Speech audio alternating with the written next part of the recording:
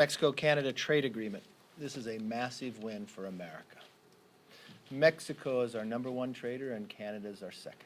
It only makes us stronger by every indication and every measurement. The sad part was I didn't even see any public comments in support from Speaker of the House yesterday. But back on Capitol Hill, Democrats continue to be obsessed with their thinnest, weakest, and most partisan impeachment in the history of the United States. And the ringleader of it all, Chairman Adam Schiff, lied once again. As I watched, he was asked a direct question yesterday about his interactions with the whistleblower, and he repeated the same lines he has said in the past. 17 of the 18 transcripts have been let go. One has not. 179 pages with the Inspector General. I wonder why. What's interesting is it hadn't even been leaked to the New York Times.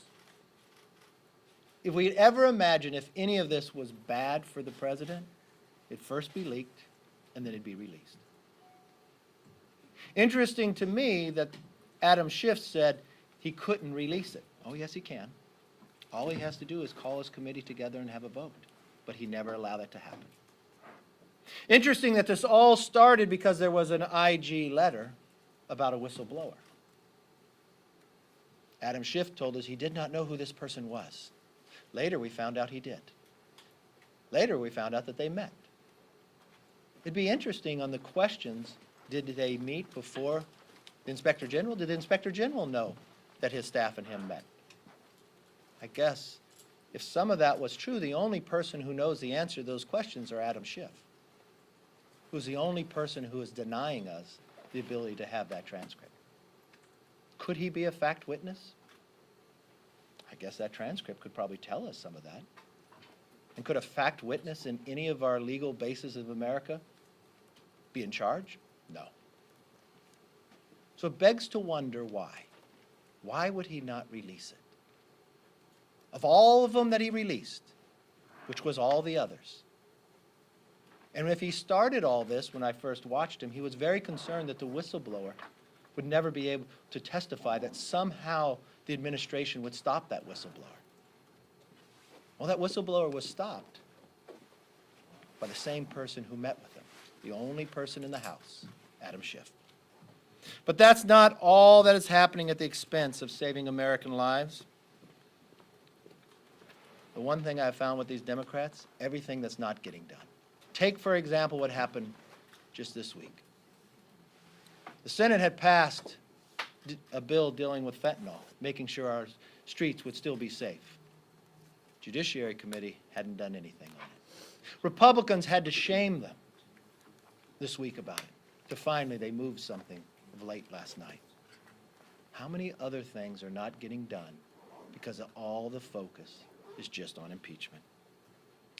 This should make every American wonder, when will this nightmare end? When can we go back to doing what the American people expect us to do? What's interesting to me, I've watched the president just in the last month, this week alone, have a meeting with foreign leaders about Middle East peace, sign an agreement with China that no one thought could happen, sign an agreement of USMCA that no one gave him the ability to get done, all making the world safer and stronger. A Democrat majority only has one thing to show: a continual investigation of this president instead of working on what the American people expect us to do. And then we have today, going along with the motto of this new Democrat majority that believes in blaming America first, a debate on the floor about AUMF, but doing it in a tactic that has not been used and taken away in 100 years. A motion to recommit. A motion to recommit is one amendment to be used by the minority to make sure they have a voice. To be used in a voice on important issues. I would think this is probably one of the most important issues that we ever deal with. But Ro Khanna bragged about the idea that Leader Hoyer would be willing to change a 100-year history and tradition of the House so they would not have to debate. Did they give the amendment that I put on the floor? No. Rules Committee denied that. They took a gold medal bill that we had already voted on, gut and amend it just to change the rules so you could not debate of something so important. And at the end of the day, if this became law, if there was any American that was kidnapped and we actually knew where they were, we could not send the Navy SEALs in to save him. Or our U.S. merchant ship going through those waters, we could not send in. They were being attacked by the Iranians, we could not protect them. Or that we had intelligence that the Iranians were going to attack New York or even Jerusalem. We could not do anything. America will not be safer, we will be weaker. One of the reasons why we're going to be weaker, because this new Socialist Democrat Party, the dislike for President Trump, they're willing to change a century of tradition simply to deny people to have a vote. If they believed their policy was so strong, why wouldn't they allow debate? Why wouldn't they allow amendments? Why wouldn't they allow a vote of an MTR that the Republicans in the majority never denied? I guess it just shows how weak their ideas are. Let's open it up for questions. I've heard that the Trump administration, when they were briefing the Republican caucus on the votes today, that they argued that the Cotton Gates amendment would have prevented the Soleimani strike. Is that accurate? And if it had become law in the NDAA, do you think that strike would have gone forward? I have real concerns that that would ever go forward and tie the president's hands, that America would be weaker, and it shows exactly that fact. You look at the Soleimani attack, that the deterrent that it's happened with inside Iran. You listen to a General Petraeus saying how important this was. You look at the world being safer because of that action. And then I just watched, and let's compare this. What is on the floor today by trying to tie the president's hand when he had intelligence of what Soleimani was going to do in the future, to deny him the ability to do it.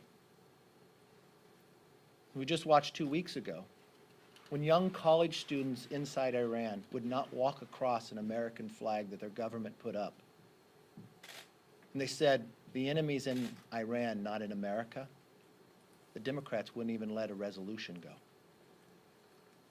What message do you think that says to the world? And just what you said, the policy itself is wrong. The process is different than we've done in 100 years to deny the right to even have debate about it, which you would like to have. And you know what's worse? The timing. They're sitting trying to impeach a president, and they're sending the wrong message to the regime.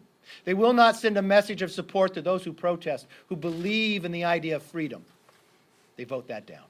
The protesters get a very clear message from the Democrats, but the regime gets even a clearer message from them. To continue to do what we had feared they would do in the future. That is what's wrong with what's going on today. Yes, ma'am. Yesterday, Bernie Sanders put out a statement saying that if he becomes the Democratic nominee and he does become president, that he would immediately begin renegotiating the USMCA. Does that concern you that he's making that threat? And what message do you think that sends to your trading partners, Canada and Mexico? This is another reason why he should never become president. An idea that you're going to make America have a more level playing field. Every economist will tell you that our GDP will be stronger. There'll be more Americans working. But, you know, he's true to his socialist beliefs. For the same time that the establishment in the Democratic Party, holding the papers, so here we are having an Iowa caucus just next week. Bernie Sanders hasn't been able to campaign along with the other senators. But you know who has been there the whole time? Joe Biden.